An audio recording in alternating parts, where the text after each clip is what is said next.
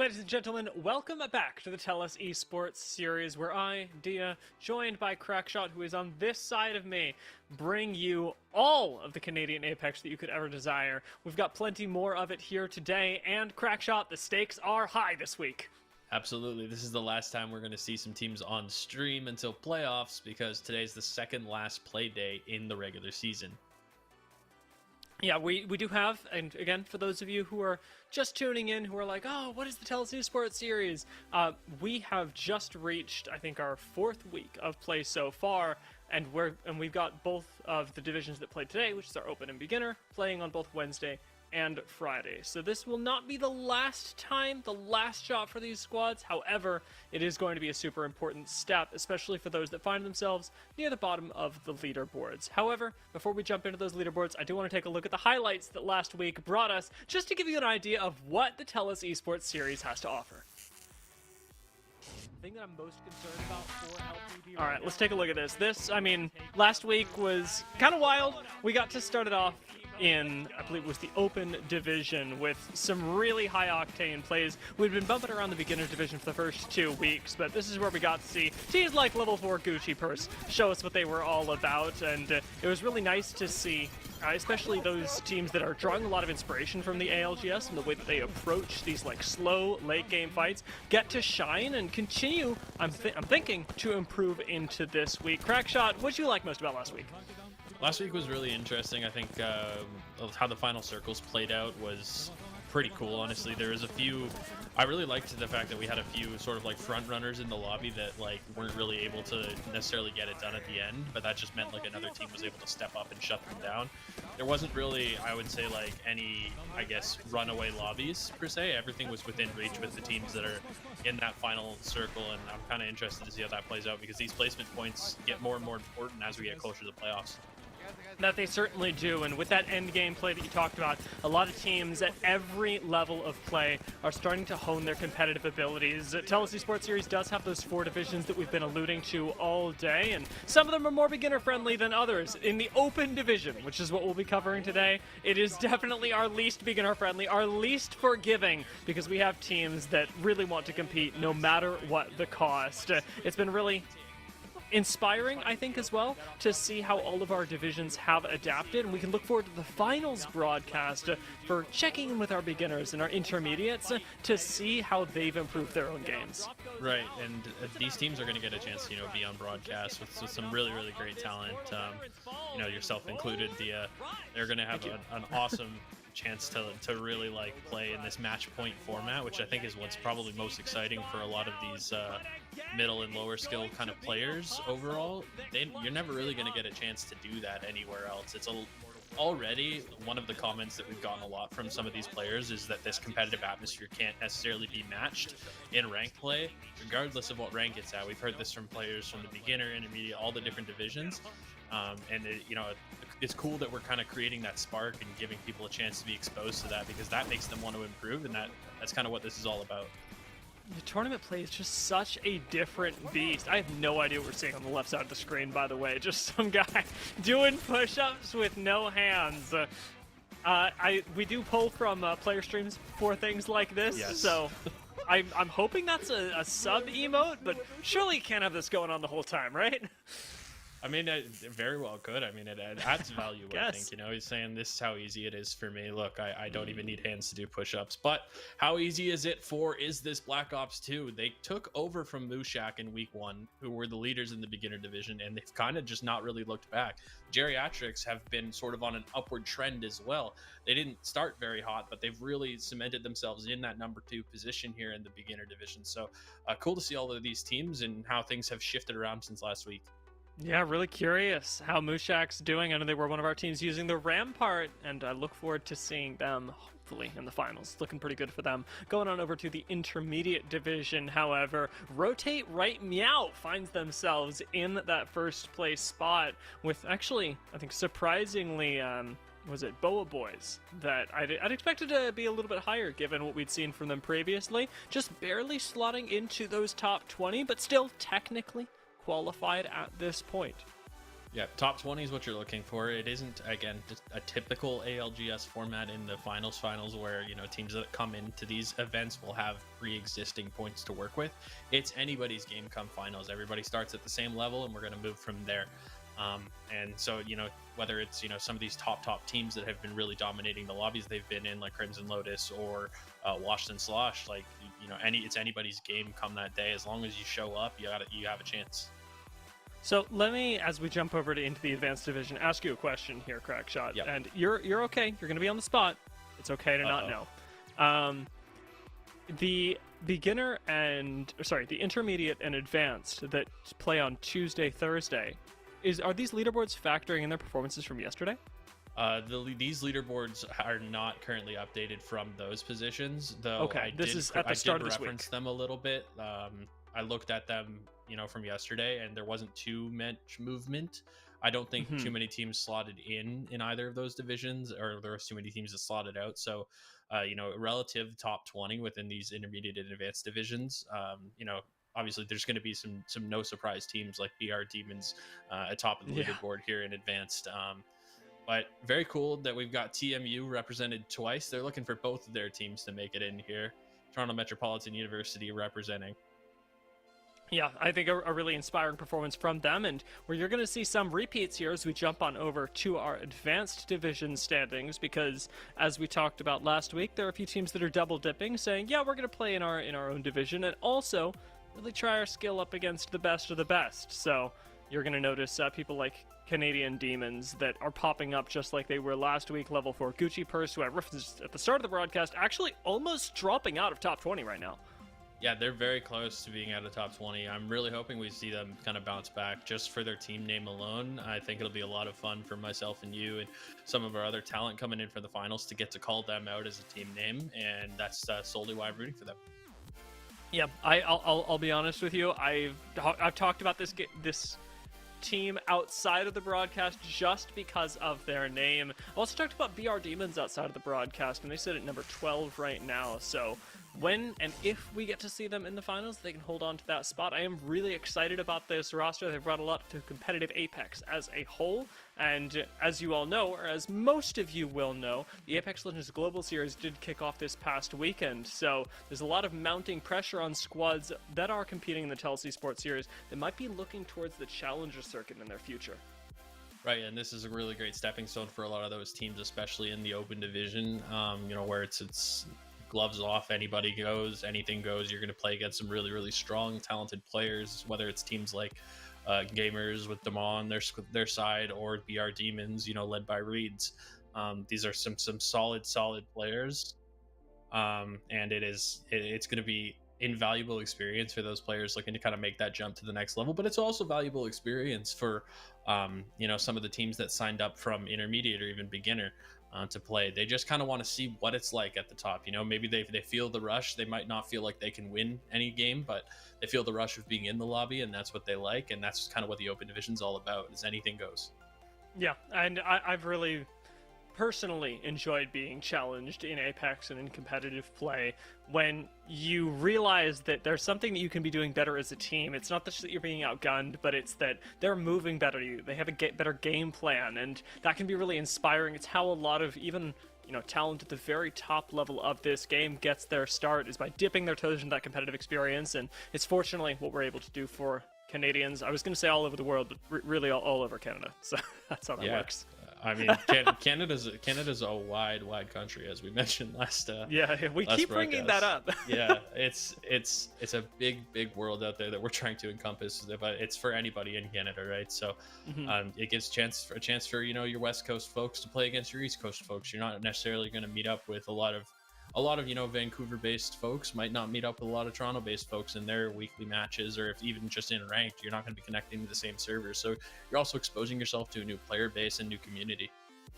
That's certainly true, and one of our more, I want to say, stereotypically Canadian-named teams is going to be in the lobby today. We are going to be jumping into, and forgive me if I say something wrong here, if we have to change plans, but We're jumping into Lobby 2 of the Open Division, and the Hosers are going to be competing in Lobby 2. They are right underneath Dumbos on our Open leaderboard, but as a very aptly Canadian team, hello Cat, they are hopefully going to be the biggest challengers here, and that team that is pushing the Lobby to the next level when it comes to these mid-games rotations and then end games. Right, and they had like an insane showing last week. I mean, I think I just about fell out of my chair watching one of those slide plays from them that we featured just now in the week 3 highlights video. But there's a lot of great names in this division. You know, Bagged Milk with my guy Cheesy Potato on that squad. Iconic. Yeah, I mean, you knew that there was going to be some reference to milking a bag in this tournament, and they're the ones who are going to represent and hold that flag. Yeah, I mean, there's a lot of great teams here that we saw last week, especially as well. Teams that I'd be looking out for this week in our lobby specifically that we are going to be casting today. There's a few that weren't necessarily on the broadcast. Guys, you know, teams like Loud. There's a milk team, you know, another milk team. They're just called Milkers. Excited to see them. Rubber Duckies, again, lots of great love for teams that come up with these very unique games or team names. And I think we are going to be jumping into game, are we? It looks like we are. That's it. This is going to be the first game of the night. We're starting off on Stormpoint, and we will be playing all 3 of our games on Stormpoint. These teams will have a chance to finish off the season with their World's Edge come this Friday, but it's not something that will be seen here on the main broadcast. So right now it is arguably one of the most chaotic maps in Apex Legends competitive that these teams now have to adapt to. Yeah, this is a fun one to watch. I think everybody's a little bit more familiar with this one, and I think the rotations cause a lot of mayhem in how they end up forcing teams to engage with each other. Maybe not when they're expecting to, or I guess given that it is the more familiar map for a lot of folks, you know, maybe it is. They are going to be used to it. There were 100% 3 teams landing in Cenote.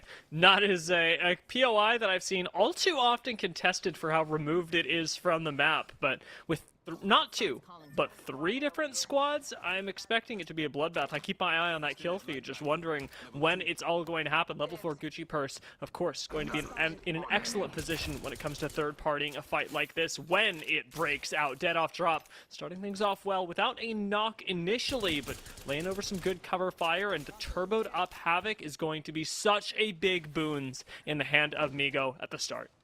Yeah, this is a weapon that's super strong, especially at the start of the game with how quickly it can put down damage even at various distances. It's pretty versatile in the chance that you need to use it up close, but you're going to be able to just keep chipping away at these white shields that are likely going to be on a lot of these players. And I really like the use of cover here from Miko. Yeah, just continuing to apply pressure, force this team into an awkward situation inside the building. Now, I will say this building also especially hard to push, and Migo finds that out as we jump a little bit closer in. Being one of our teams to run this, I'll say Team Singularity-esque composition. Now they've got the double vision obscuring legends with both the Catalyst and the Bangalore. They will have a nice advantage when they push in, but Milkers jump around the back and start throwing cooldowns at him as well. You trade 1 for 1 as we will get Horizon being knocked. Darth Shinto can have to rethink things, but Piglord comes in and snipes him out. Dead off drop. Do get taken down with another turboed up Havoc. What's going on over there? Yeah, that's a taste of your own medicine if I've ever seen one. They were the ones to initiate the fight. I guess they got what they were looking for. They wanted that early engagement, just didn't go their way. And solid from Milkers there to hold their own, because I always find that in these kind of games, getting contact that early on, if you're not the one who initiates it, you're almost already on the back foot. So to be able to come out on top there is really a really good play from them. Care package over there. Certainly so. I'm still very surprised that we saw yet another turbocharger picked up in the early game. That is, you know, to your point, you were talking about the Havoc earlier. One of those guns that is very versatile and sort of kept balanced by the fact that you're not going to find a turbocharger every game. So I don't know. Seeing us get that lucky early, it's a little concerning. Maybe everybody else missing out on a little bit of that luck. Wee Wee Poutine do find themselves, however, with a squad in front, so the chance to take a fight and test the luck of their own, see if it is with them in this first game of the day. As over by Downed Beast, they've actually got a pretty close ring and are in no real rush to rotate.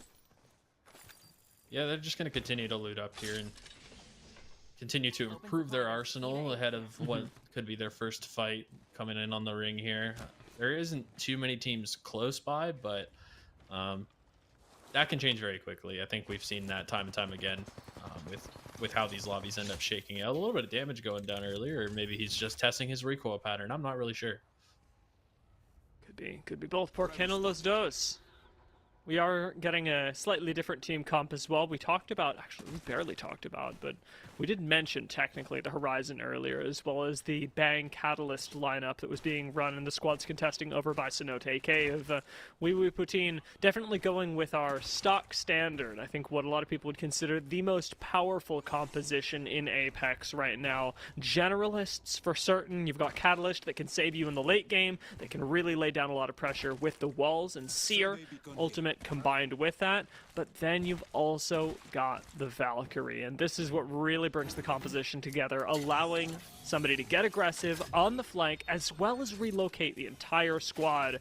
The map room scan from Cobra, Wee Wee Poutine now have data on where everyone is, and I could not tell you why Futurama is out there.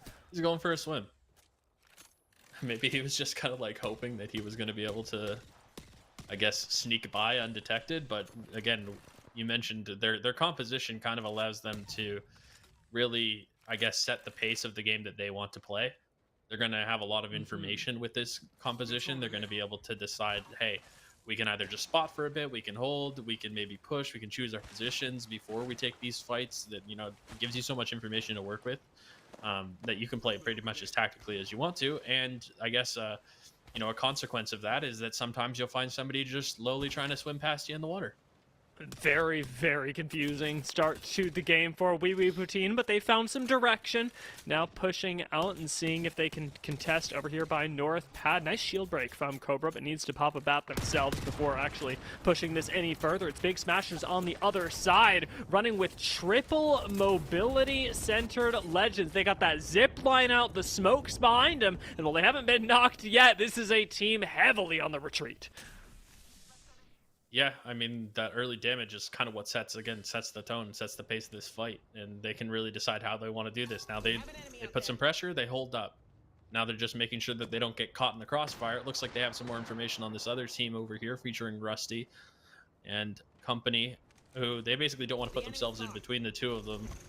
So they're going to continue to just see how this develops. It's a developing story for them, and they're just kind of the watchful eye. Certainly so. Fanshawe Fuel, who are sat in that main building part of North Pad, will be watching over all of this and just making sure that nothing untowards happens, especially in threat to their building. Right now, you're happy to let squads fight around the side, but as soon as anybody starts actually approaching North Pad itself, that's where you've got to get a little bit worried. Big Smashers, with an excellent retreat earlier, have certainly put themselves in a position to succeed and hold out other teams that would otherwise have to cross the water, but there's still so much room here. In this POI, you've got at least 4 more places that teams can reside. Oh, at least 4, right? I mean, there's more than that, I think. There's definitely, like, so many variables here, again, and just keep coming back to what we're seeing. You know, even Big Smashers kind of slowing things up right now. They don't really want to deal with what's going on from up close. They don't want to get caught in a third-party situation, so it's a lot of poke and prod going on between these teams.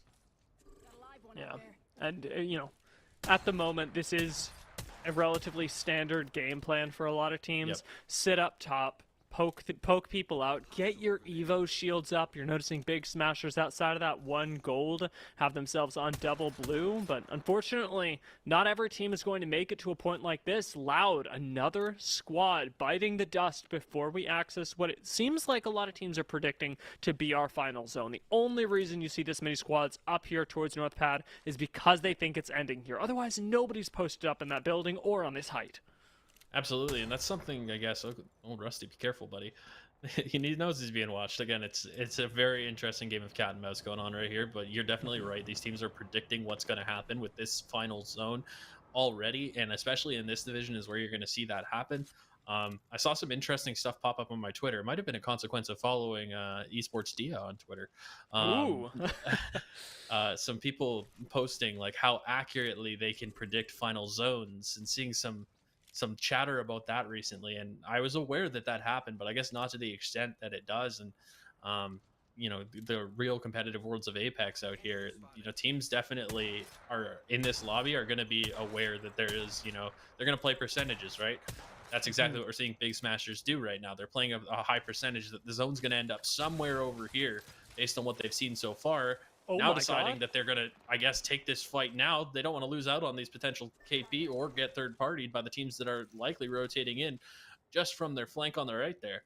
I'm trying to decide what has been the trigger pull here. We haven't had a lot of damage, and Fanshawe Fuel haven't given up a whole lot of meds either. They've got digi-threats on this side, so Furno should be able to hold the door against Bangalore pushes, and yet they continue to play defensively, giving up territory instead of fighting for it. Rusty does take a lot of damage for this, but Big Smashers now have the roof, and this is a massive shift in momentum.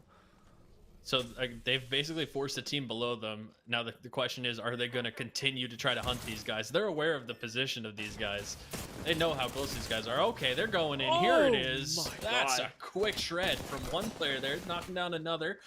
Playing with these doors, both teams right now. It's a dangerous game. You can see it. Damage down left and right. That's another player to fall. That's, I believe Furno is going to go down. Big Smashers, they just got the fight in them, honestly. Rusty does not have any semblance of it, as he has forced to turn tail and run without teammates, without anything, and certainly without shields. Rusty is lucky to be alive for the few seconds that Big Smashers are allowing it to happen. And it sucks the position that he's in too, right? He's just running around and hoping that they don't spot him, and hoping they can't land a bullet. He doesn't have time to heal. He's just got to keep dancing and doing what he can. He finally falls. I was gonna say it's an unlucky position to be in out on this north shore, because unless you're inside a building, there's a lot of straightaways. There's not a lot of places for you to try to juke your opponent. Big Smasher's really scaring me there, and it's probably scaring Fanshawe Fuel as well. We saw the way that they were playing back, but even before that, I mean, you look at Fanshawe Fuel and you go, yeah, this team's not playing super aggressively, but why would we push it? And just this little bit more space that we talked about, the fact that there are only 11 teams around right now, the fact that not many of them are piling up in North Pad allows you to get that little bit more aggressive and pick up that KP that these teams do sorely need as we head into the final week. LPB going to go down here. 10 squads left now, the top half of our lobby. And, well, the Milkers find themselves in an awkward position. Remember, they've got some KP of their own to work with. They're, again, deciding right now. They've got pressure on their rear. This is the third, fourth, fifth party, maybe? I don't know really what's going to happen here with this team Milkers, but they're going to be stuck in between these rocks, and those rocks will become a hard place. And as you can see, they are going to just try to make the push now. They want to get into these trenches and start fighting for the kills that they've started here. Big Lord on the flank, maybe a sandwich coming in here. Ironically, this defensive catalyst wall helping Milkers a lot more than anything else, as they're able to avoid a lot of the fire that would otherwise come from places like North Pad. We're hunting down Buck right now as Pig Lord manages to take some cover around these rocks, has that Bangalore smoke as well, so can feel extra confident going on these pushes without risk of being just completely lasered out in the open. I think we found him. No, we didn't. No, not yet. He's hidden. He's just biding his time. He's hoping he can buy a kill point or some placement here. Nice shots. Charge rifle, just incredible. If you're not picking up the charge rifle, wake up to the charge rifle. Looks like Buck's been spotted, so, I mean, the jig's up there. 3FA. This is some security right here. I can only assume that 3FA is a third factor of authentication in protecting themselves here. And you can kind of tell they've got themselves set up pretty nicely in this final circle. I mean, it's going to be a little difficult to dance around these pillars. There's not as much vertical cover as you might like inside this pavilion type building. Milkers looks like they're going to put some pressure on them though. Take a look, however, at that map. We've got level 4 Gucci Purse roaming up in the open ground. Nobody from Big Smashers was looking at them at the moment, so we may have a team rotating for free into the zone. Right now it's just 3-factor authentication. I don't know why I said their full name. As well as Big Smashers, but there it is. 3 bots slowly starting to make their way in as well. Oh, Teams sneaky. really taking note. This is a good reason to swim, by the way. This is a good time. If you're a rat, yeah, so it's swimming time. I mean, yeah, there's so much fighting going on between the complete teams on the map right now that no one's really going to have their eyes trained out there unless somebody else decides that it's time for a swim. I mean, we're not quite in those summer months yet, especially here up in the Great White North. Nice defensive Skynade did keep 3FA on the back foot for now. Shots on Darth Shinto as well, but even with the Peacekeeper out, that defense just not quite cutting it. The Milkers so confident in taking up a lot of space. To eliminate yet another squad. They do still have that defensive Bangalore ultimate should they need to use it. Now to the sky it comes, but it doesn't seem to give them enough confidence to actually go for the res onto Cool Starburst, who's out in the open a little bit too much. It'll have to be the banner pickup, if anything, for the Milkers, lest they want to play this out as a 2-person squad, and that it appears they will. Playing it out as a 2-person squad at this rate rather than continuing to fight what they might not be aware at this current moment in time is another 2-person squad. They're just kind of, they want to buy these placement points. I think that's more important than trying to run for this banner.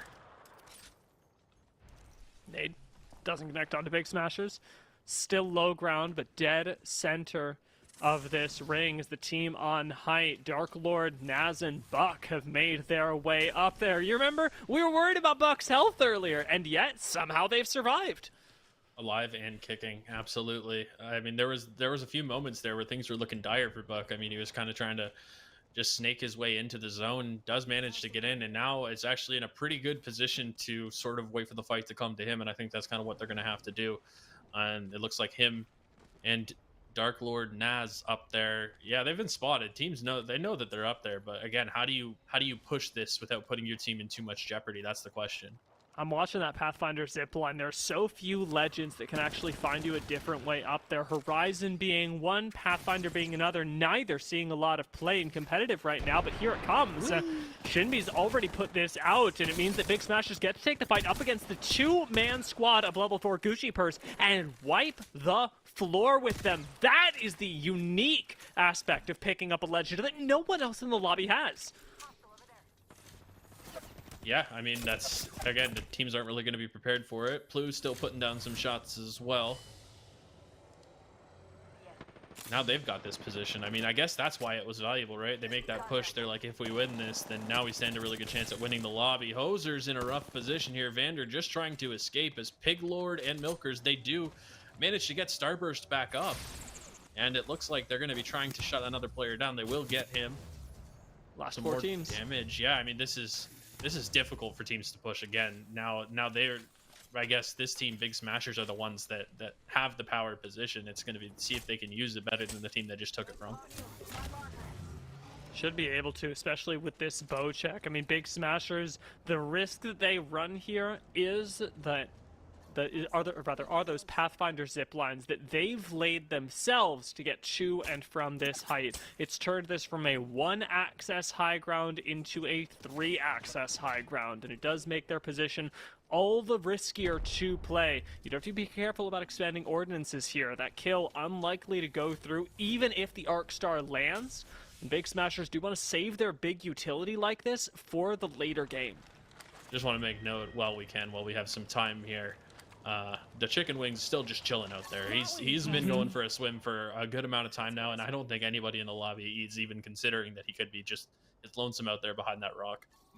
That's the last member of 3 bots, by the way, a team that is going to be taking, of course, as many points as they can, but I believe, I'm double checking this right now, not a team that actually finds themselves on the leaderboard right now. So these points actually meaning a lot to 3 bots. So as long as you can hold on to that, maybe make top 3, top 2, things will be looking really good.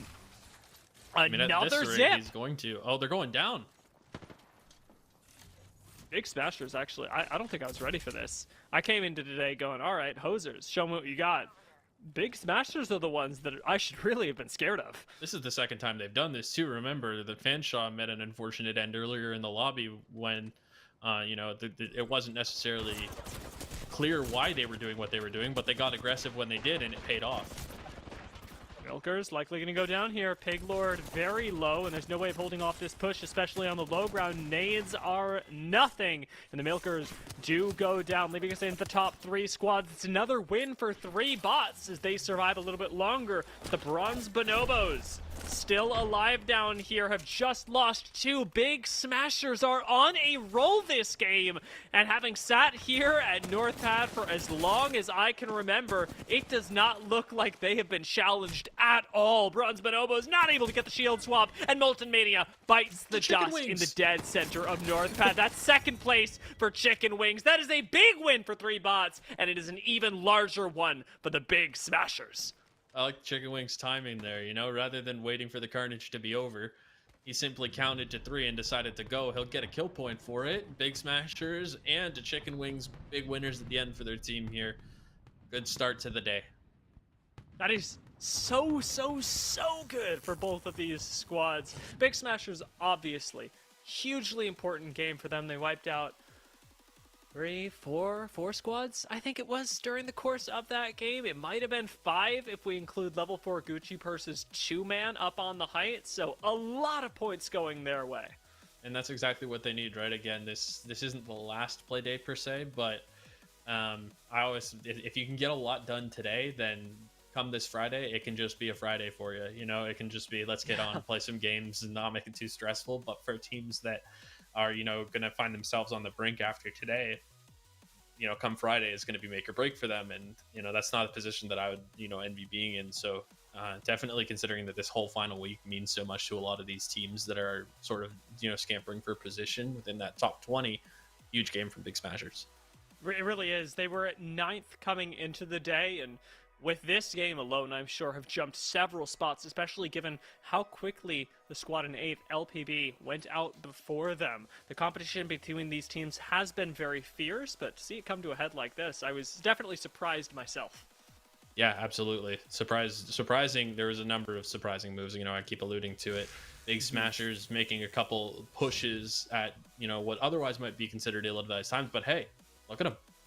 Yeah. 9 kills, first place. Can you really complain? Can you really pick apart their gameplay too much if that's what they're going to output? Not as many squads as I thought. I guess picking up a lot of stragglers, sharing KP with a lot of teams. Bronze Bonobos, however, at 3rd with 10 kills, mopped up so much of that northern side of the lobby, coming in from the side nearest to wall. Just got to walk through teams and very silently have found themselves as one of our top scoring squads of the first game. We are going to jump into a quick break before we get into that second one, but don't go anywhere because we'll be back with the TELUS Esports Series on Stormpoint.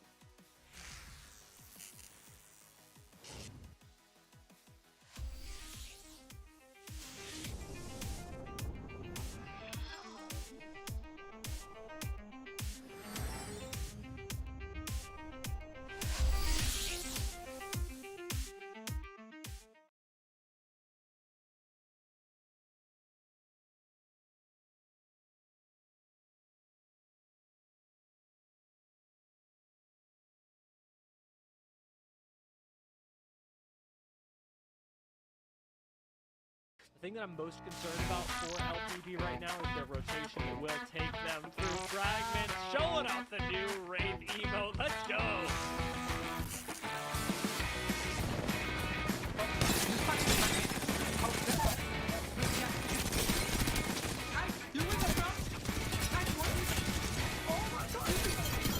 Let's go! Quelqu'un très devant moi, reste là. Down, éliminé. Reset, en haut. Valk est down. Devant toi, Max, devant toi. Sur Max, sur les deux, sur Max. Il a rushé ça. Il est crack. Il est long. Bah, il est pas long, mais il saute. Ils ont sorti. C'est fini. Sur moi.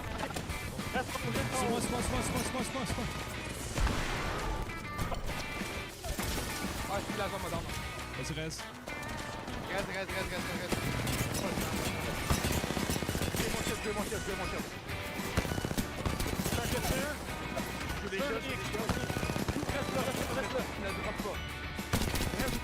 Reste-moi, c'est le temps.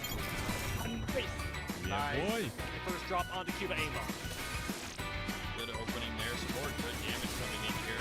Oh, the backslide, get a little spicy with it, frantic. This fight would be over. That off drop would already be pushing. They would already be CA ulting, and there would be nothing left for you to do. But Roller Crunch are getting to play both sides of the fight, and in them to go up against each other. That off drop goes down, and it's a matter for Roller Crunch to just get to farm it up off of this portal. Veterans falls, and Roller Crunch very well could be. Roller Crunch having lost one yet again. It's Steve that's gone down, but again, it's going to be Apostle that clutches it up. You're trying to find a little bit more to work with than just the wingman, but early on, is a wingman all you need? That's exactly what your needs. He's going to shut one down. Just landing these shots left and right. Just, nope, this is the final player. They just shut him down, let him punch, and that's it.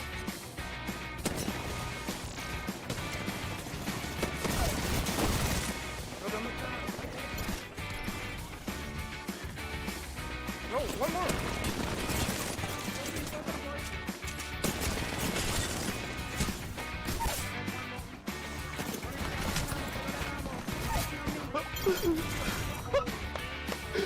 Bro, you got to see what I did?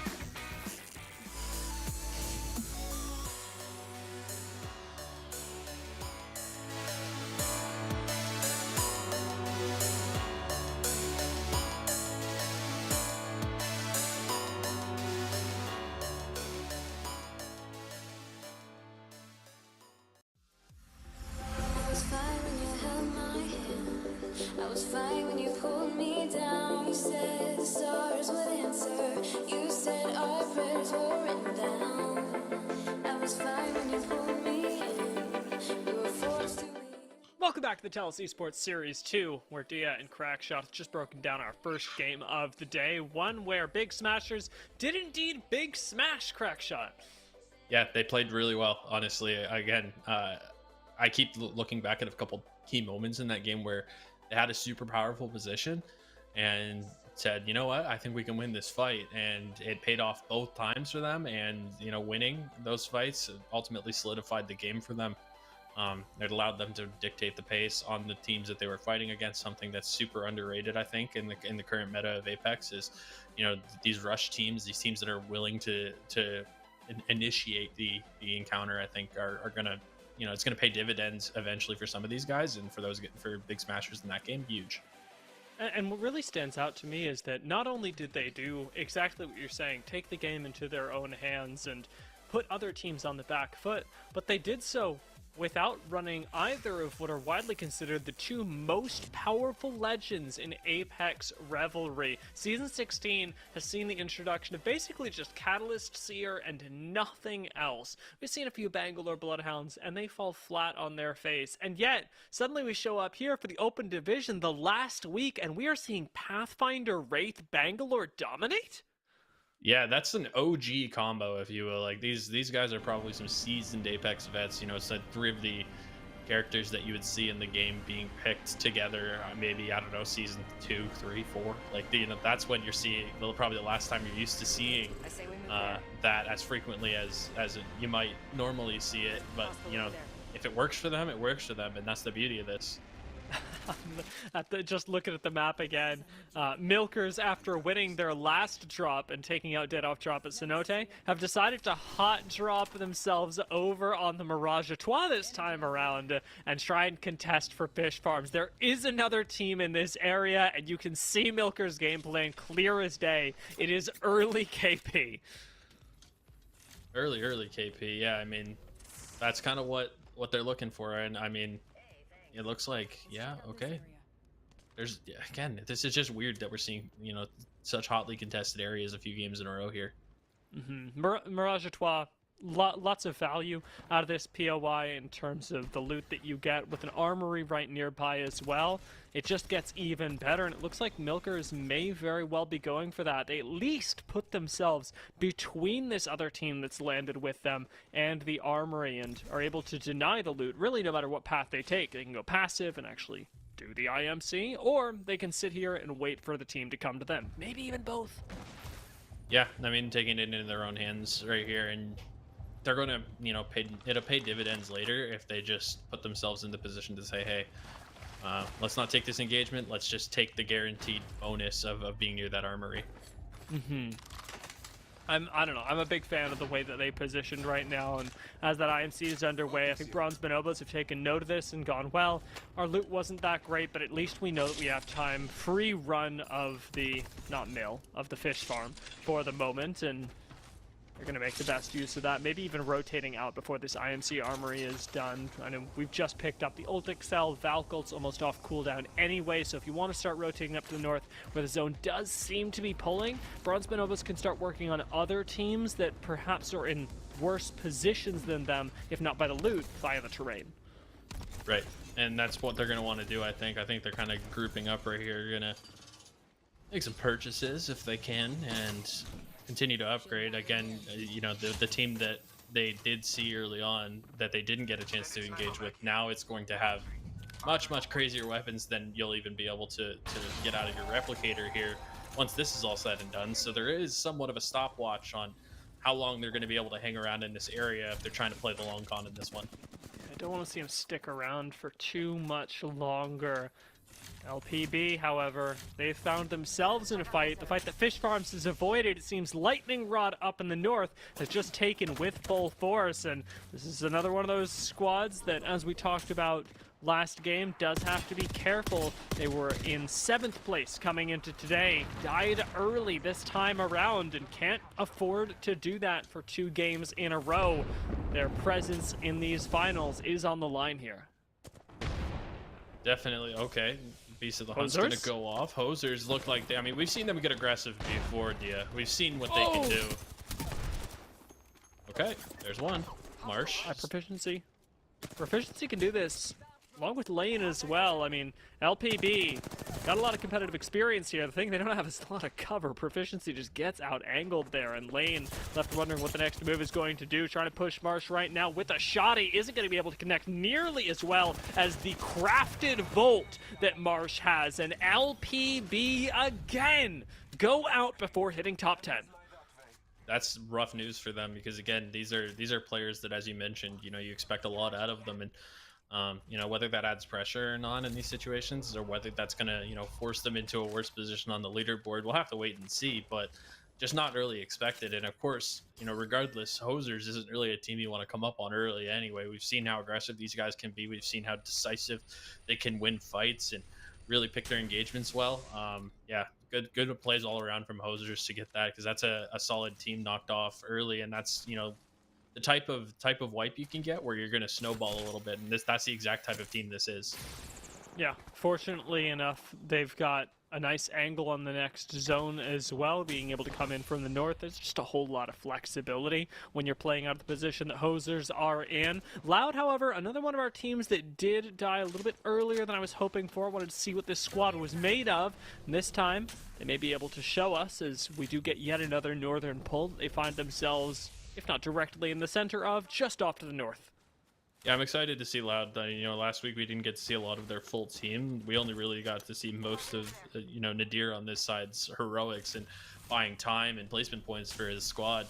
Even a couple extra kill points, I believe, in a couple different games that we had on stream last week. And I'm excited to see with all 3 of them up, are they going to be able to pull themselves further into a better position on the leaderboard? Are they going to be able to solidify finals? I mean, this is the kind of day for a squad like that where you have a big day. You're going to take the pressure off yourself come Friday. Going to depend on how big Smashers up here play. They are our squad to watch after the last game, and earning that respect do wonder what squads they'll be pushing early. Their rotation into checkpoint does give them a lot of flexibility, and most importantly, that height that they can abuse later on, as the Milkers, with all of their loot, are going to take their time rotating out. This is just zone 1. The problem is there seems to be a team with them. There's definitely some contact here. Oh, okay. Looks like a Fat Deeps is looking for something. Looking for Fat Deeps. This 30-30. I do love the 30-30. It's just a fun weapon, you know? It feels very good, especially when you start landing the headshots, when you got that skull piercer. Yeah, that is the gun to have. It rivals even the Sentinel, and especially with its versatility as a marksman weapon. I think a really nice pickup for anyone. It feels like we're just marketing weapons here. I think I did it last game as well. What was I selling? The Sentinel, was it? No, it was an early, I'll think of it, the Havoc? Was it the Havoc? Oh, it was the Havoc, yeah. Oh, yes. Turboed up Havoc. If there's one thing that Apex does well, as a connoisseur of many different first-person shooters over my years, the gunplay is really, really solid in this game, honestly. Yeah. And the versatility of the weapons. You know, you'll see it in the finals coming up. You know, we did ask a few players, you know, what do you prefer? Do you prefer the R301 or the flatline? You know, we asked some contested information on, you know, what types of guns they like to use in the game, and the fact that we saw a lot of top players say different things, I think just that speaks volumes to I guess how usable a lot of these weapons are and how well balanced it is. Yeah, I was gonna say that balance really shining through, and one of the other nice things that I really like about it, especially with the introduction of the Nemesis this season. I may have to wait on the point. Did get, I believe, a knock as Fanshot Fuel go out. Out goes the ultimate as well from Milkers, and now is the time to go and push this with that big zone right ahead of you.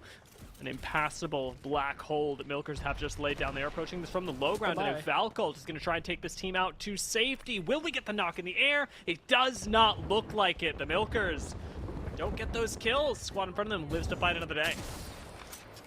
Good fight from them, and a good decision by them to just kind of smoke and get out of there. They realized it was a losing fight, and sticking around any longer wasn't going to really render them a chance to fight back in a way that they would want to, so getting out that way is really good. Some good damage coming in here. Again, that 30-30, just liking it. What I was going to say is, as we almost caught that fight there, was the nice thing about Apex is that if something is broken, and if you think it's broken, you can also have it. You know, it isn't a mutually exclusive game. It's not like, oh, there's somebody picked up the Nemesis, I guess I can't have it. You can also get one. It's been, I think, one of the nice balancing features just as a nature of a battle royale. Yeah, you know, now that you mention it, like, you know, being somebody who's been in and out of Apex for a long time here, I can't really remember too many times in this game where, you know, like a very exclusive weapon. You know, the Kraber's always been strong, but I don't think it's necessarily overpowered. You don't see a lot of those where it's like, oh, that broke the game, you know? Yeah, Kraber in competitive, that was real difficult to deal with. This is really impressive, though. We're actually holding on against this push, almost pulls it out as well. And the big smashers, surprising no one, come in for that third party. I guess they did surprise Rubber Duckies, but you could have seen this coming. And you watched last game, you know that big smashers land over by North Pad. You know that if this fight goes on for a long time, with a massive catalyst wall telling you exactly where it is, then yeah, they're showing up.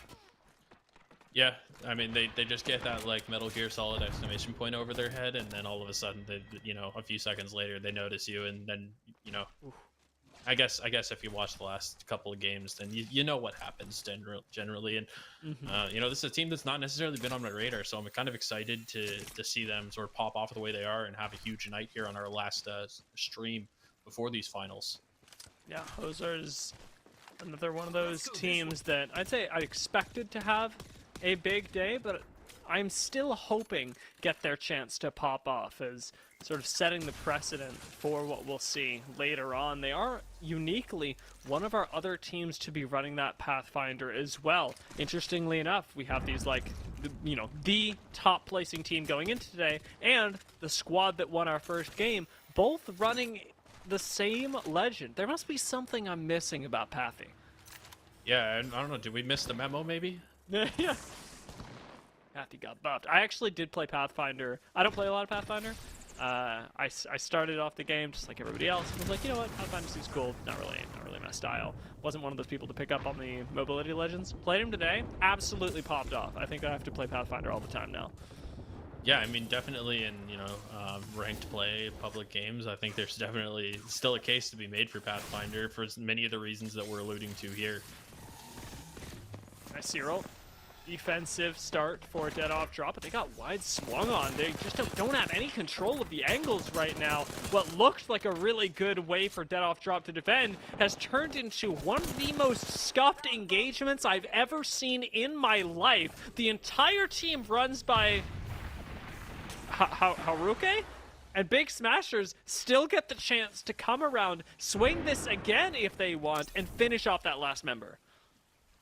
Yeah, and again, Big Smashers not surprising no one. They're going to go for the res here, try to get their player fat deeps up. Again, they want to make sure that they have everything they could. Dead off drop finally falls, and that's all she wrote. Now they're moving up in the Black Sands and trying to consider what position they want to put themselves in as we start winding down here. I believe this game, personally, from my perspective, it's a little more chaotic than last time. Last game we saw teams trying to predict that zone a little bit more, I think, and in this game we're seeing a lot of more intermediate engagement between teams as they try to sort of flesh out where they want to end up here. And a nice kill from Molten Mania.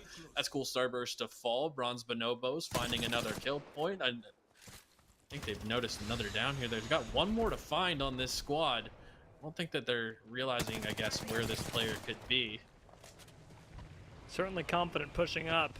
Molten Mania doesn't finish that kill, instead opting to go help the squad, but Bronze Bonobos are likely the team that instigated all of this. You noticed the shift in playstyle as we move into this game, and I don't think that there's any surprise here, seeing how Bronze Bonobos were able to place third with 10 KP. A lot of teams will have seen the points that means for them and gone, well, maybe we could do that. Maybe if we are risking it all in this end game, we could try and play a little bit more aggressive, make that up during the early stages, and it's absolutely a viable strategy at every level of Apex.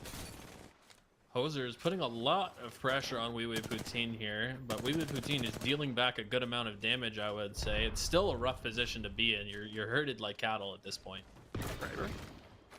Graber changes a lot of things. It won't one-shot anybody like it used to, but still, in terms of opening up a push, it can do a lot. Vander, even at their health, would be left at maybe 1 HP, just off a body shot from the Crabes. So we'll see how they end up doing, as Vander does take that big Kraber shot and now has to back off.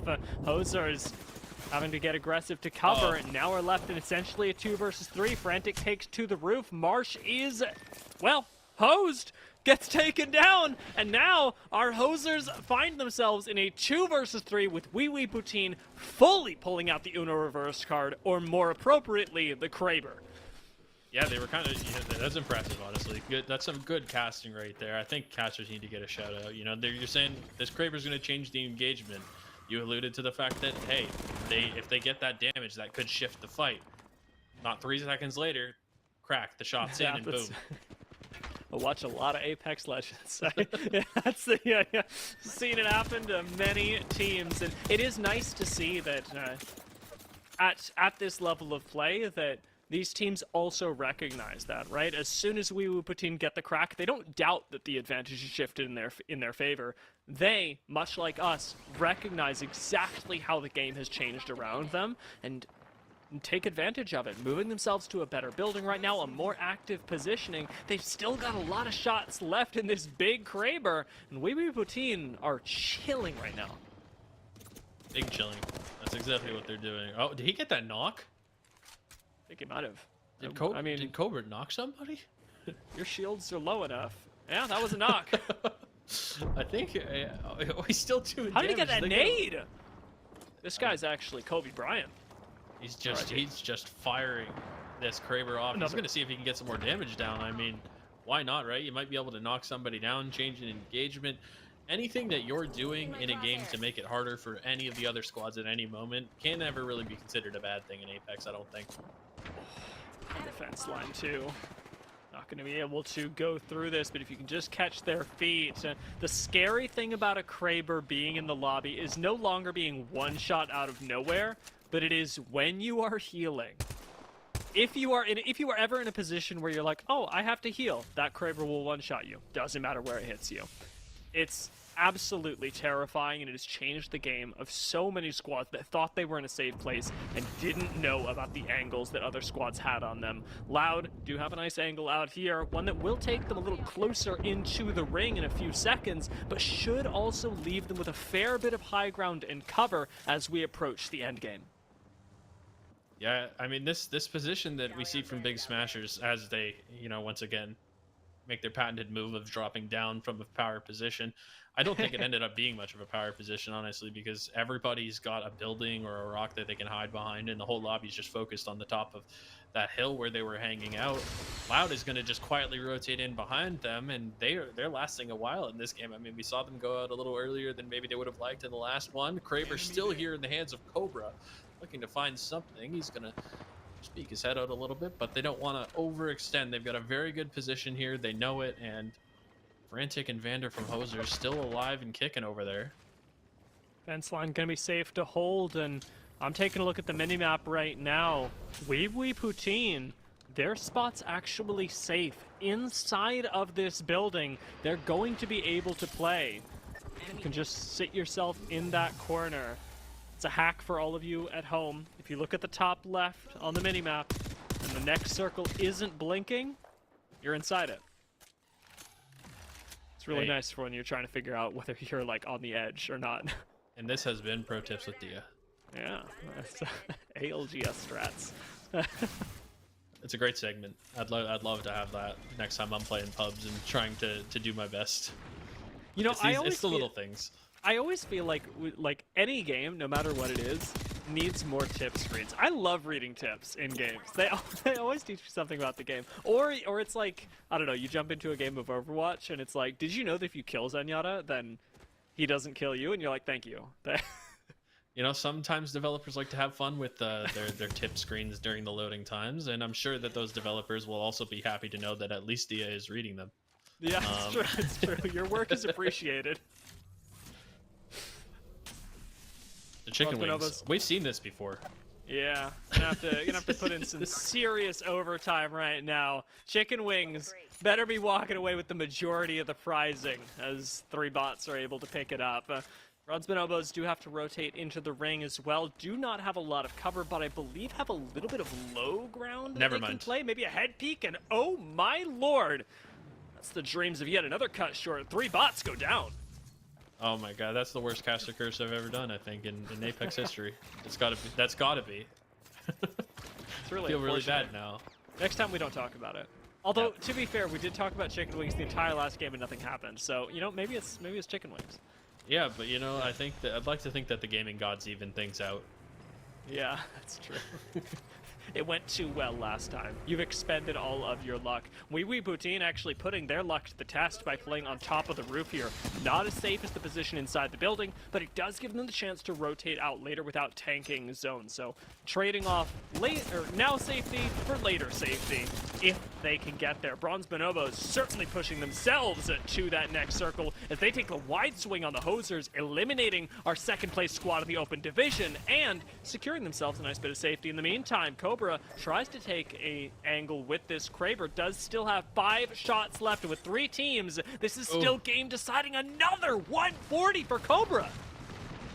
Yeah, the amount of damage he's putting out with this thing, I mean, but also not overextending to try to finish any of these kills. He knows that he's just put this squad over here in a really rough position. The Bronze Bonobos, you see, this is not an ideal scenario for them to be in, just fighting for their lives right now. Another shot from Cobra. I see why they put the weapon in his hands. I can see it. Cobra's got like 1.7k damage, and I swear all of it must be off of that Kraber. This R99 still has a ludicrous amount of ammunition, who's clearly not been using it. It's all Kraber all the time, and now it's Bronze Bonobos as that Thermite farms. Loud go down without a second thought, and now it's up the bush. Up goes the Catalyst Wall. It forces out the Seer ult, and Wee Poutine are going for the end here. Take the swing on Molten Mania, and yet he gets knocked. Pergix fighting back because Poutine do trade in the 1-for-1. Frodon gets some good damage down with the R99, and it is enough. It is enough to push Poutine to number 1 in game number 2. Huge shots from the Kraber there. I think you're going to look back at this game and say, you know, what was... I don't think you really even need to look back. I think it was very clear what was the game changer for them. Cobra just absolutely frying with that Kraber. You know, you think back to the moment where they were in a rough position. You know, the Hosers had them back against the wall in a very small building. There wasn't a lot of room for them to work with in that building, and then they get the Kraber shot. Now they push out. They realize that we have to get out of here while we can. They get the kill on Hosers. That's a very strong team in the lobby to be down to 2 players late in the game like that, and they just kind of bide their time and wait. They continue to just let the Kraber do the work for them, and if Cobra's hitting shots like that, why not? Yeah, I love what you say, you know, let it do the work for them. So much pressure was gotten off just these shots that Poutine was pushing out, and what normally is a contest building where teams will try and play under you just turned into a no-go zone for 99% of the lobby. It is a great game out of Poutine, but you've got to recognize greatness as it shows up once again. Bronze Bonobos with a 2nd place, 8 kills are not slowing down.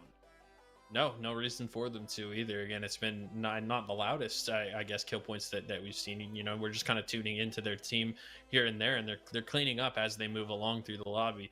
Hosers, again, another solid game. Big Smashers, notably, you know, our winners from last game. Their aggression has a downside, and I think we kind of see that here. You know, they do make it to the top 6 squads, but only 3 kill points this time around. They likely went for an engagement and weren't able to turn it in their favor and continue to snowball things.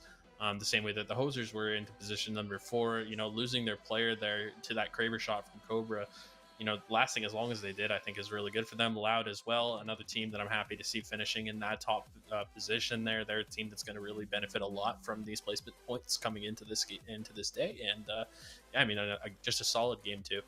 Yeah, I'm liking that we're seeing different stories get told, and I gotta say that now that we're done with game 2, I know we've just got one left. I'm savoring getting to talk to you about Apex Legends and about the TELUS Esports Series, and I want to invite you guys to join in the conversation because I know that you're here in chat, but there are more ways to engage with us, specifically our Discord, where we can talk Apex Legends, we can talk TELUS Esports Series, and we can do it all day long. We've done, I think, really great work. I'm happy to be able to talk about Apex Legends on the broadcast, but to build a community, we do need a little bit more interaction, and I'd love to talk with all of you. So go ahead, jump in our Discord, because I, for one, am very happy whenever I see the same faces that I'm talking about on broadcast showing up and talking a little bit of smack with each other. While you join up on the Discord, we're going to take a break, and we'll be right back with Game 3.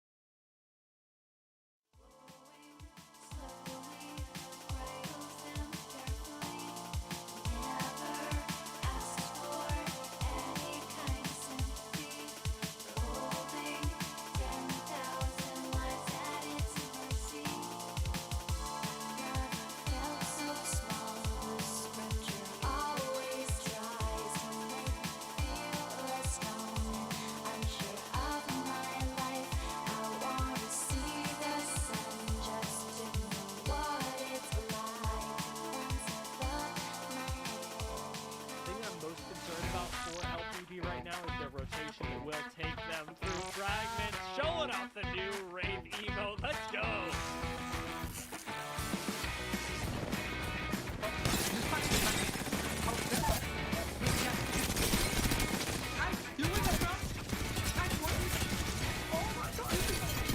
Let's go! Quelqu'un très devant moi, très là. Down, éliminé. Reset, en haut. Valk est down. Devant toi, Max, devant toi. Sur Max, sur les deux sont sur Max. Il en reste juste un. Il est crack. Il est long. Bah, il est pas long, mais il sonne. Ils ont sorti. Down 2. C'est fini. C'est moi.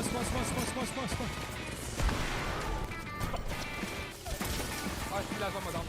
Vas-y, reste. Reste. Tuez mon chef. Je les shields. Reste là, ne drop pas. Reste-moi, stop temps. Yeah, boy. First drop onto Cuba Aimbot. Good opening there. Support. Good damage coming in here. Oh, the backslide. Getting a little spicy with it. Frantic. This fight would be over. That off drops would already be pushing. They would already be CE or ulting, and there would be nothing left for you to do. But Roller Crunch are getting to play both sides to fight, and in them to go up against each other. That off drop goes down, and it's a matter for Roller Crunch to just get to farm it up off of this portal. Veterans falls, and Roller Crunch very well could be. Roller Crunch having lost one yet again. It's Steve that's gone down, but again, it's going to be Apostle that clutches it up. You're trying to find a little bit more to work with than just the wingman, but early on, is a wingman all you need? That's exactly what your needs. He's going to shut one down. He's landing these shots left and right. Just, nope, this is the final player. They just shut him down, let him get a punch, and that's it.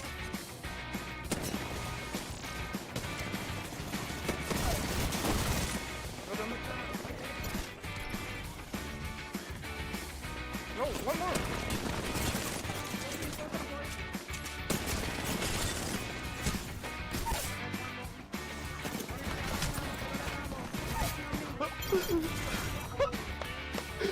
Bro, you got to see what I did?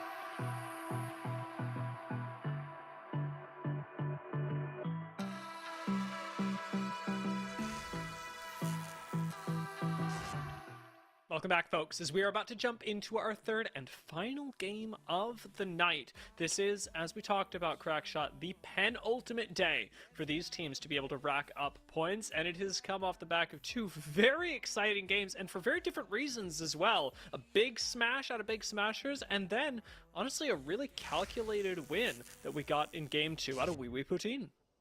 Yeah, I'm kind of excited to see how this game goes, because, again, I'm very, very excited. You're right. Yeah. Yes. I meant more so in the sense that we saw one game where things were kind of frantic in the mid game, and then one where it was everybody sort of planning ahead and being responsible, waiting for that final circle. So we're going to see something in the middle. I mean, this is the last chance today for teams to gain points and set themselves up to, I guess, sort of know what they need to do come Friday.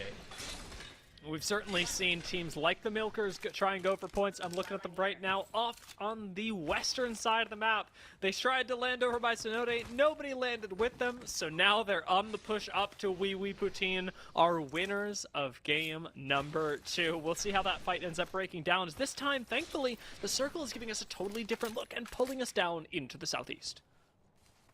Yeah, we're going to see another side of the map here, and I'm interested to see how Big Smashers play this, because you know where they like to land. I mean, again, what I do respect about their team is that they have a game plan. It's no secret what they're going to try to do, especially game 3 tonight. That's a very nice shield for lane to pick up. LPB had a bit of a rough time mid-game against the Hosers there, and this is definitely going to help give them some confidence here off the drop to position themselves well and try to make up some ground here. I'm going to pose you another question here. Sure. You come across in the early game, I'll even say the mid game, a purple shield with 200 damage left to evo it, or a hold on fight that we've just randomly taken out towards the side. Futurama, again, this is the same Wraith. Where's Futurama? This is the same Wraith that was just swimming. You remember in game number 1? Oh yeah, that's the Same guy. Well, I think he's a rogue. Like, he's just like, I'm gonna go mess up people's games, and he's just like, you can find him anywhere on the map. Right. I mean, again, this is LPB is probably like, oh, where's the rest of this team? Yeah, that's what I'm like right now. It's weird to run up on a player like that and just, but I mean, hey, proficiency and company here in LPB, they're gonna take that kill point. Maybe that's what 3 bots are doing. You know how we've never seen the squad together, and it's always Dark Chicken Wings that survives? Maybe they're going for the back when like Apex tournaments used to not have custom codes and people would try and Q snipe and you just end up in pubs with a bunch of people. Maybe these guys have been playing Apex for so long that they're still on that like tourney mode where you get in and you try and go to as many different areas of the map and kill as many people that happen to be in your pub as possible. Do you know what I'm saying? Yeah, they're dropping into several locations, really trying to spread their wealth, and I guess their chance at surviving for placement points as a result, if the players are able to be stealthy. It's just, we haven't really seen success from anybody other than the Chicken Wings. In last game, that success got cut short by a Kraber bullet to the dome. That was really unfortunate, but I am rooting for Chicken Wings again. Like, I'm really hoping that we see them in like top, I don't know, I want to say top 5 again. That wouldn't be bad. Of course. I mean, yeah, you want to see him, pop his head out, get a kill, and then everybody's like, well, where'd this guy come from? And that's kind of exactly what he's looking to do. Mission accomplished for him at that point. And 3 bots, I mean, you can't shake your head at the placement points that they've been able to get in the last 2 games. If that's their game plan, and again, this is the open skills division, so, while we do see the top end of skill, the skills in this competition, very, very strong teams and players, we're also seeing people who are trying to get into these lobbies who are maybe not of that same mechanical skill level, and so they're trying to find a way to win, and you have to respect that. Again, another solo. It's Chicken Wings, and this is the strat, 100%. 3 bots continuing to roam around the map. Now, we did spend a while with Wee Wee Poutine over by Mill, as they were taking some shots at other squads, specifically those over by Down Beast, but it's posed an important question here. With Wee Wee Poutine able to rotate so freely, where are Milkers? Because they actually landed really nearby. It looked like they were going to start pushing this squad, and yet Wee Wee Poutine are very much alive and under no threat. The Milkers must be taking a rotation that brings them a little closer to Barometer, but these 2 teams are going to run into each other. At some point, right? They're going to, and there's some damage done that cannot knock down the Valk, so a landing for at least 2 of them is going to be good enough to get out of this position. That's Milkers. There we go. I checked the spreadsheet, found the name. Darth Shinto, that's Milkers. This is an interesting play right here. Big Smashers sticking around in the zone. Is this a classic heal off? Like, what are you healing off for at this point? I think they're gonna try and go for the like double angle pressure. Bangalore ult, especially out in the open, can get a lot of value and shred Kraken shields, especially in zone. Really important. Fat Deeps is going to be able to swing with that extra barrier between him and his health bar. It should mean they get all that much more done. However, frag on the door does mean that with the catalyst, you aren't as freely able to run around. Big Smashers do eventually make their way through, and Duck on Quack might just get a knock, but Rubber Duckies go out first, and Shinby's going to be able to stick this syringe and keep himself up. That was real close for Big Smashers. Yeah, I mean, again, that's there's an element of danger to the way they play, and they like to, you know, maybe their middle name is Danger. They like to live dangerously, and to live and die by that sword. It's in their hands, and you have to respect what they're doing. They do get those kills. That's good for them to start off. They're trying to snowball once again. There's a kill. Before Dreams is gonna fall.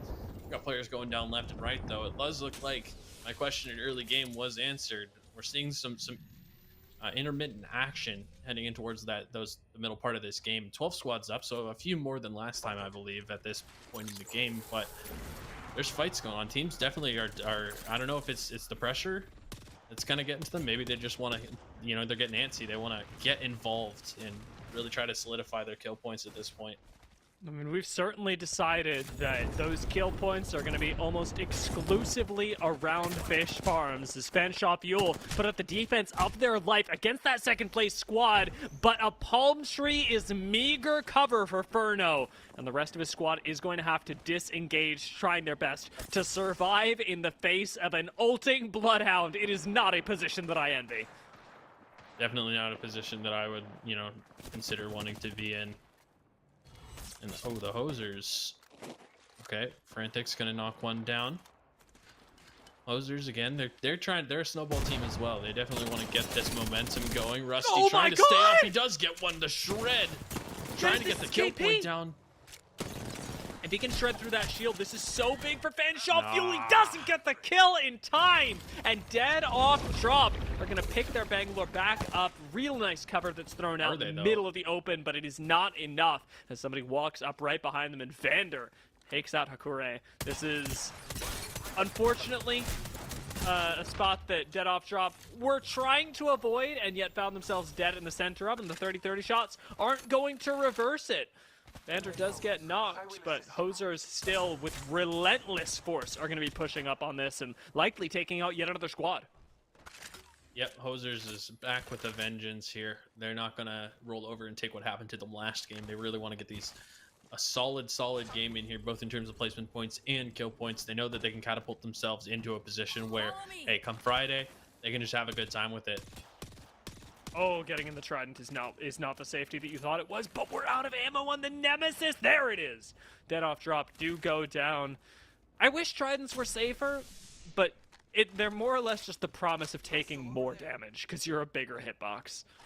Yeah, it's a tough ask to. I mean, if you can force the other team to miss, which I guess in that situation, you know, what else is he gonna do, right? How else is he gonna get away? It's tough. It's a big ask. I mean, we know that is this Blinks are coming over the hill. Yeah, this is not. The Hosers are basically going to be stuck out on the point here of this island. I mean, they don't really want to get stuck in the water between all these teams. Oh, but Chicken Wings gets caught early. That is the earliest that we have seen Chicken Wings fall. And it is also the end of 3 bots, as once again, this was the last member standing. 3FA making their way in from Gale Station. Do have the ring still relatively close by, but their focus seems to be once again defensive, as they are the squad that keeps putting up these Watson fences and hunkering down in an area to, I'll say, mixed results. Yeah, I mean, they've had a few opportunities like to do some damage here, and this is what I was scared of with the Hosers, is that they were going to get caught in one of these positions where they can't really get to where they want to get to. Blinkster's jumping all over the place. Looks like Proficiency is going to be able to find one. Oh, the portal's here. It does look like LPB wants to continue this engagement. They're still trying to find the remaining members of Hosers. They did get the 1 kill. Are they aware how many other teams have centered themselves around this position already? This is just great use of the Wraith portal as well, and Wraith is one of those legends that gains more power the later the game goes on because of your ability to move your team from place to place without them ever taking damage. Wraith herself, maybe a little exposed, but everyone else going to be absolutely fine once you get that portal down, and crossing the open water like we saw Hosers attempt to do doesn't bite LPB in the same way because of that cooldown.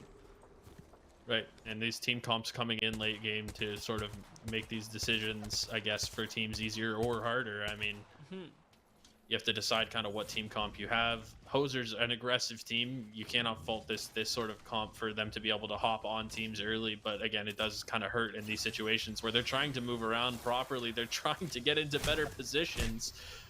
At least Frantic's making things difficult for his opposition. Does get the shield bat off, but that's short-lived.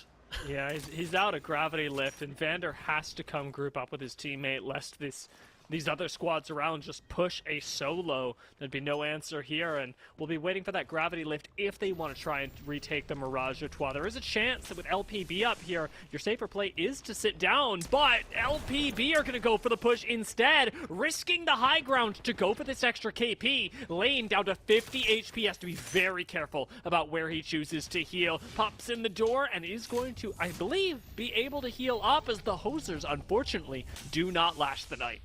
And that's LPB getting revenge for what happened to them last game. That was Hosers who shut them down very early on, and now they're getting their revenge, and they're going to get some damage down on our last game's winners as Cobra does make it up, but they're not going to get up scot-free. Got him! In fact, not going to get up at all. That's Cobra and Lane combining to knock one down. It is a trade, however, and this is the concern with how LPB were playing earlier. Dropping down off of the height comes at the cost of losing out on the Mirage Etoile, on maybe not even being able to retake it. Shout out to Utilize Noodle there for, I think, the furthest headshot that I've seen in a long time. Yeah, that's some distance there. Wonder if he factored in the wind. Yeah, got his protractor out and everything. 3FA, looking good right now. Unfortunately for them, their position isn't great. They are going to have to move very, very far into this next circle and pass by Wee Wee Poutine, who seem to be increasingly in a lot of trouble. Catwall buys a little bit of time, but Frodon does need to get back onto this Mirage Etoile. Gonna barely make it along with Purgix, and somehow, as a two-person team, Wee Wee Poutine are alive. Still have a member down on the low ground, might even be recoverable later. There's going to be a chance for them for sure. I mean, it's just going to come down to timing here.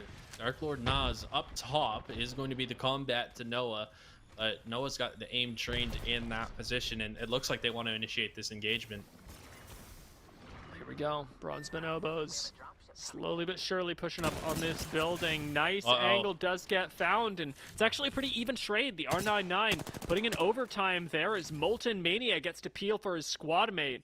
As long as you're able to keep this Valkyrie aggressive, Bronze Bonobos should be coming out the better end of this trade, and it is that attitude that has kept them in the, I think, rightly earned spot that they're in so far.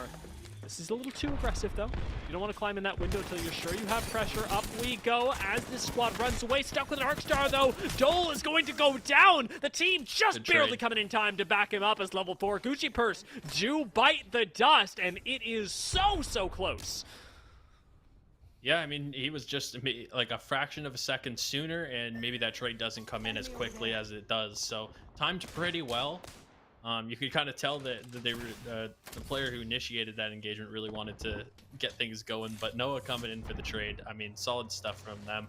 They've had a very solid day up until now, and we're going to kind of see at this point, I think some of the heavy hitters in the lobby have already kind of fallen or are in worse positions than them. So I'm interested to see if they can take it over the line this time. They've had a second place, a third place. In both games, they had very solid kill points as well. Is this the one for them? Certainly could be. I mean, you mentioned the teams near the top going out, and it's just as LPB get dropped. That decision they made earlier to give up the high ground leaves them in a position, and it's not the only reason, but leaves them in a position where they don't really have autonomy over their game, and as a duo get shut down. That's 6 teams left on the day. 3FA still in the zone, having maneuvered their way here with the Valkyrie ultimate, and now maybe even in a position to take this game. Our most defensive team turtled up in a building. Watson fences aplenty. They should be unpushable, shouldn't they? in theory, I mean, it's going to be a matter, I think it's their mistake to make, sort of. That's the situation, right? They want to put some damage down. They want to let other teams know that this isn't just free ground. These aren't free kills that you're going to be able to get by coming up on us. And in doing so, they're going to buy themselves even more time, potentially more placement points. And they really don't want to force a team or force themselves to overextend. They do have an idea that there's a player in this position here. That's some good damage down on Big King Loud. His presence is known. He's going to try to get the shield battery off, trying to get some more information. Does get the bat off, is going to continue to try to apply a little bit of pressure to these guys, get them all looking in one door, but there's so much damage output right now from 3FA. It's really denying a lot of ground. One more Peacekeeper pump might actually just completely reverse this engagement. Get out of the way of the Watson fence is my king! Bronze Bonobos, they're popping in on the other end of this engagement, seeing if they can find some good damage, and they do. Molten Mania almost completely shreds a red shield, starts to make this impossible, and what an angle gets found by the Seer to eliminate Wee Wee Poutine. Bronze Bonobos, again, it's theirs to lose at this point. They've had such a solid day until now. It's, you know, really the type of capstone game that you'd want from them. Oh, that's not a great position to be healing in. So much damage coming in now. Oh my goodness, 3FA is cleaned up. Loud falling as well during that set of carnage, and Bronze Bonobos now, they're actually not in the best position. They do have a building to work with, but so does Piglord and company over there.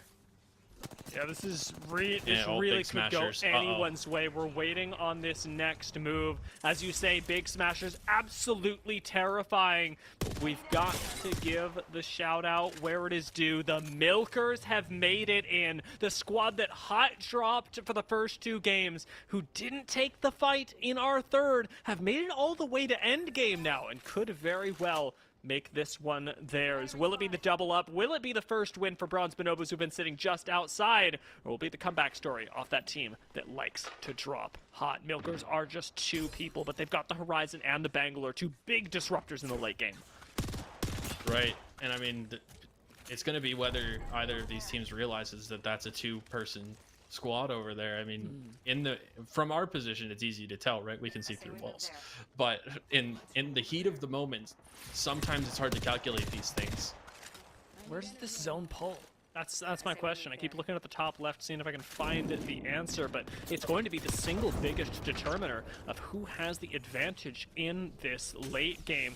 Triple reds on Bronze Bonobos does have them in a better position than most, but Big Smashers likewise have that gold to be able to sustain through a lot of damage, and plenty of munitions on both sides. There's no one single determining factor, but this could be a big one. Plu starts off with that Wraith Portal, and we sang its praises earlier as the cooldown that keeps you from having to take damage. Now exposes this Wraith to a lot of risk. Doesn't look like the exit is safe enough, but it goes back to the team. Plu still up.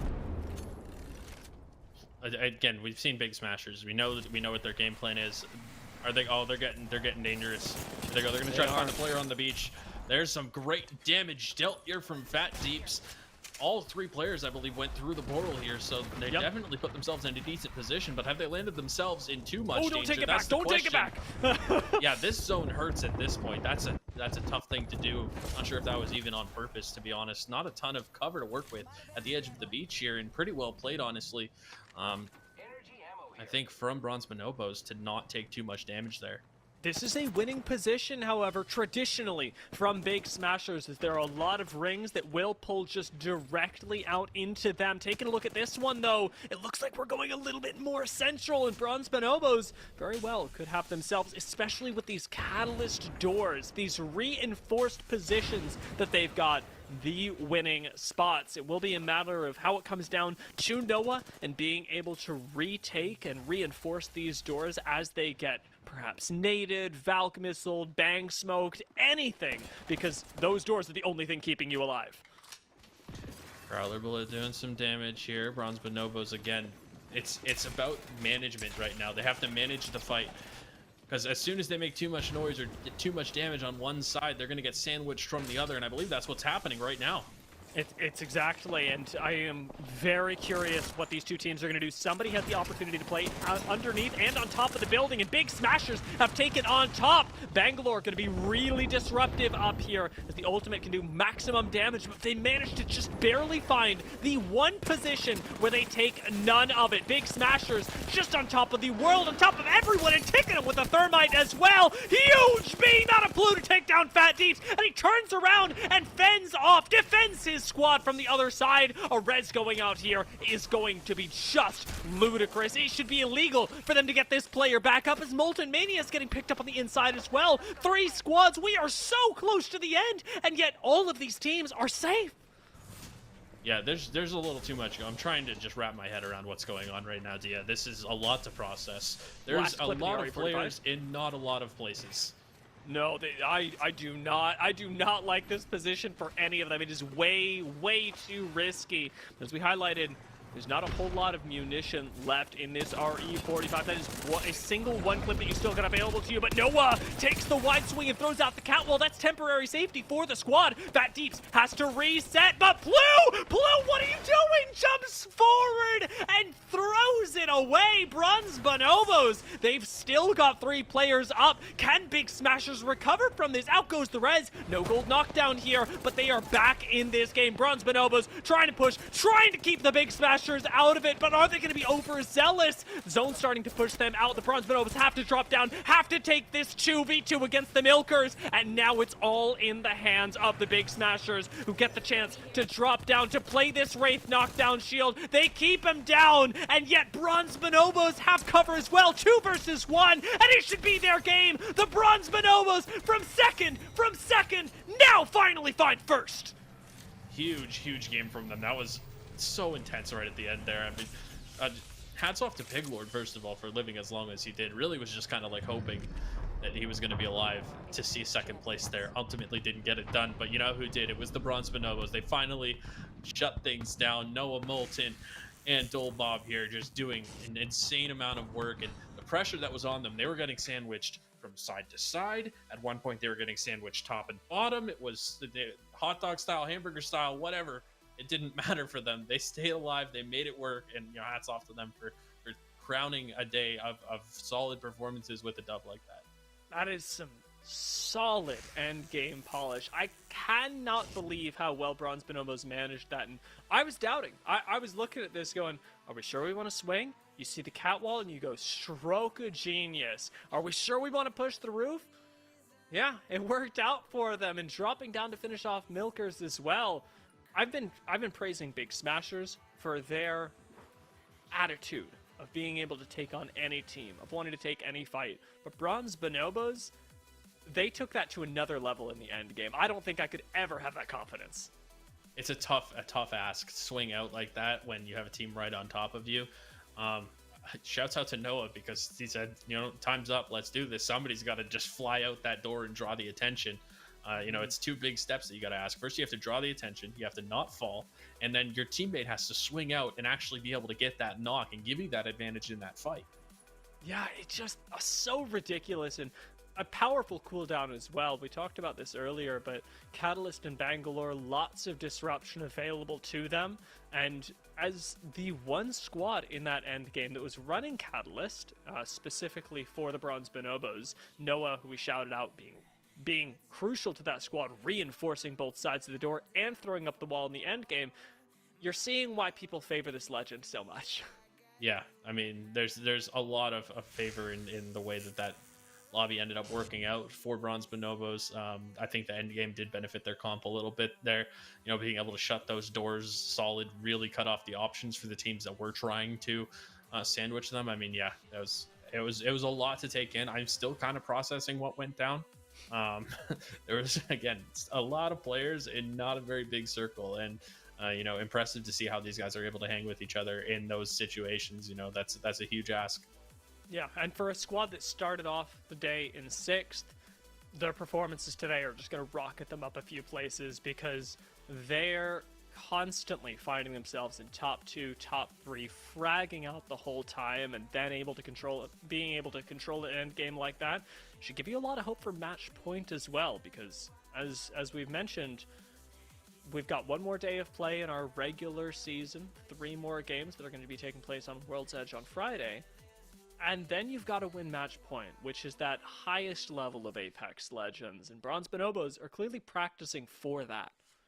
Yeah, that's a team that you're going to see, match point format. You're going to see a team like that thrive because match point is very much a marathon and not a sprint. Teams that are able to finish consistently, maybe not winning every game, but finishing with consistent results are the ones that are going to stand the most chance at taking home that prize. Come match point format time, which is the next one that we're going to see. I mean, it's going to be very interesting, I think. Yeah, we actually do want to sort of direct attention towards those finals now as well. We talked about this a little bit before the show Crackshot, but the schedule's changing up a little bit. We've been doing regular Wednesday broadcasts for the past couple of weeks, and now as we approach these finals, things are going to change. So if not to talk to us, I'm again going to direct you all towards the Discord to keep track of what's going on from day to day over as we transition into the finals, and maybe even to see which of your favorite teams make it. You can also follow at the DSA group on Twitter because they are the people managing all of this, and they will tell you what is going on. Yeah, that's definitely how you're going to want to find out about these finals events. Again, for some of these lower divisions, I'm so excited for match point format. That's going to be like nothing else they've ever experienced. It's super exciting to watch, and for us to get to cast it, I mean, it's going to be very exciting. So yeah, stay tuned, guys, because this is the next time you hear from us. It's going to be a lot on the line, and I wouldn't want to miss it. I'm really looking forward to the finals. As I'm sure you guys can tell, we're having a great time today. I want to thank all of our sponsors that make this event possible. Of course, TELUS, but Nanoleaf, Xbox, HyperX, and GameCon Canada, and I also want to make sure to remind you guys that this isn't the only nice thing that TELUS is doing for the world and for Canada. They've also got the TELUS Future Friendly Foundation. It's an independent, registered charity that supports the well-being of youth facing obstacles. They support local charities with their donations and really just make sure that your money goes to the right place. So feel free to donate, find out more about the foundation, and satisfy your own curiosity. Maybe help out our fellow Canadians by typing !TELUS Foundation in the chat. Thank you all so much for joining us for the 4th week of the TELUS Esports Series, and we'll be back with the finals very soon.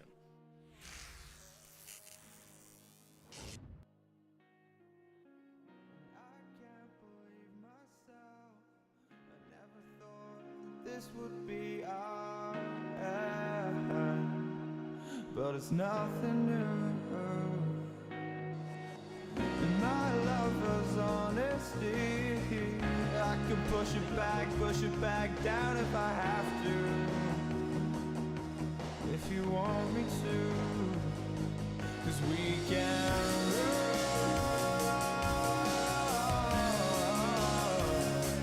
and we can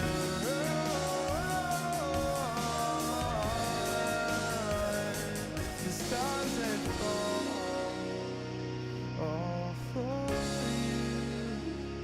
So tell me now, what's left to lose if we